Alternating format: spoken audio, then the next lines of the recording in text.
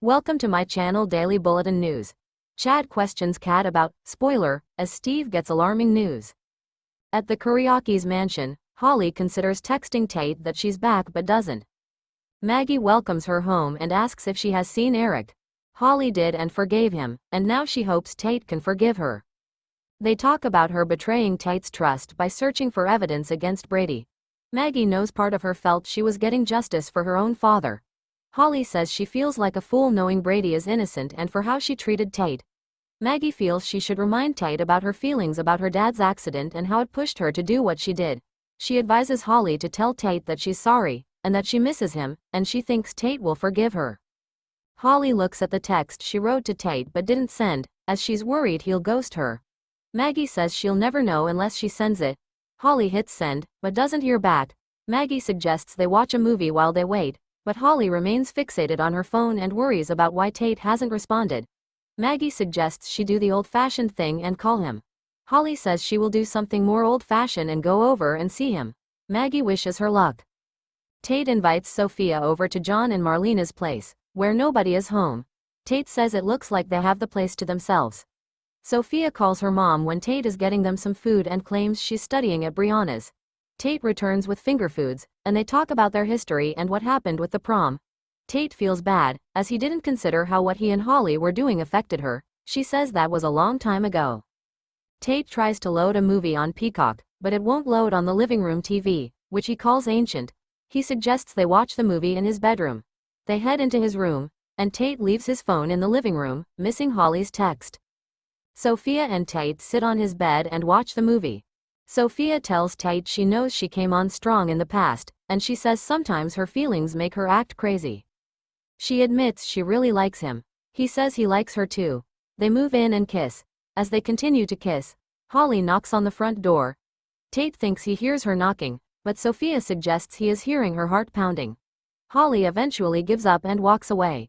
Sophia asks Tate if he has protection. He does and asks if she's sure, and she is. He grabs one from the nightstand, and they continue to kiss. Kayla stops by the Brady pub and talks with Roman about the whole fake Abigail and Mark fiasco. Fortunately, Chad's marriage is invalid as Kat lied about her name.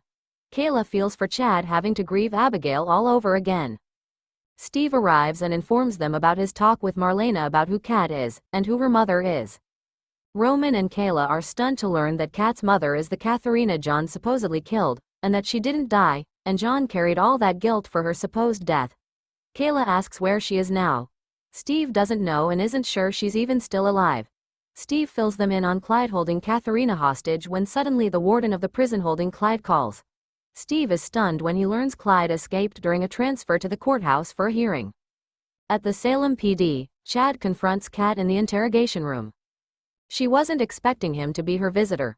Kat asks to say what she needs to say before he speaks. He sits down, and Kat tells him that she hated what she did to him, and she didn't feel she had a choice with her mom's life on the line. She says that person isn't her, but the longer it went on, the harder she fell for him because he's such a good man. She stops rambling, and Chad asks where his wife is. Kat is confused, so Chad asks again, where is my wife's body? Kat remains confused, so Chad explains he exhumed Abigail's grave and her body wasn't in it. Kat calls Clyde evil but insists she doesn't know where she is. Chad doesn't believe her, but Kat insists she doesn't know where her body is. Kat says she had nothing to do with moving Abigail's body, and she didn't know it was missing. She asks why she'd keep lying to him now. Chad says he'll stop wasting his time with her and talk to Clyde. Kat asks Chad if he speaks to Clyde if he could ask him where her mother's body is too. Kat says she's been hoping her mother is still alive, but they couldn't do what Clyde asked, so her mother is likely dead. He says she has no right to ask anything of him and walks out. Kat breaks down into tears. Ava runs into Brady in Horton Square. She heard he was cleared of all charges and is happy for him. He thanks her, but is still feeling shame for falling off the wagon. She says she should get going, but he invites her to sit with him, so she accepts. She sees he's reading a car manual, and he tells her that Kristen bought him a new car. She guesses they're getting along. Brady says they're being civil, and she agreed to share custody of Rachel with him. She's also going to help Sarah, which he can't talk too much about, but it will be a miracle. Their discussion turns to Fiona. Ava says Fiona may have one redeeming quality.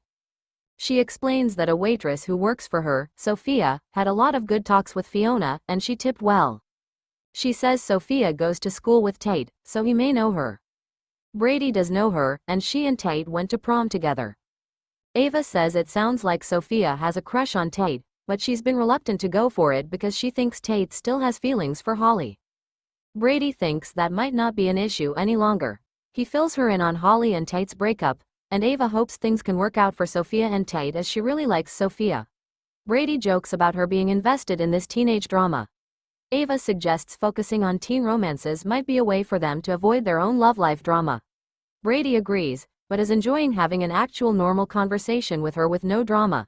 Ava says she's enjoying his company too. Stay tuned and subscribe the channel.